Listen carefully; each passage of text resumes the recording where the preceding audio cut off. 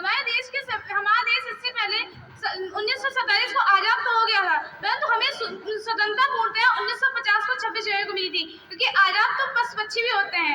हमें आज़ादी के एक संविधान, एक नियमों की आवश्यकता थी।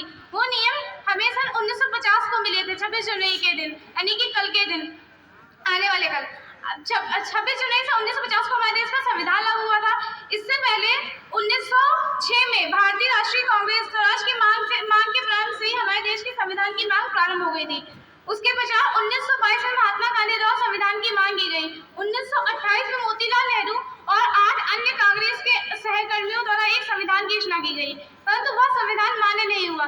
इसके पश्चात 1946 में डॉक्टर भीमराव अम्बेडकर के नेतृत्व में एक संविधान सभा का गठन किया गया, जिसमें कुल 299 सदस्य थे। परंतु 1947 में हमारा देश स्वतंत्रता प्राप्ति के बाद 2 भागों में बंट गया, पहला पाकिस्तान, दूसरा भारत। तो हमारी संविधान सभा भी 2 भागों में बंट गई। इसके पश्चात हमारे 2 साल 18 माह और 11 दिन के बाद हमारे भारत का संविधान पूर्णतया बनकर तैयार हो गया। संविधान को बनने में 114 दिनों की गंभीर चर्चा भी लगी।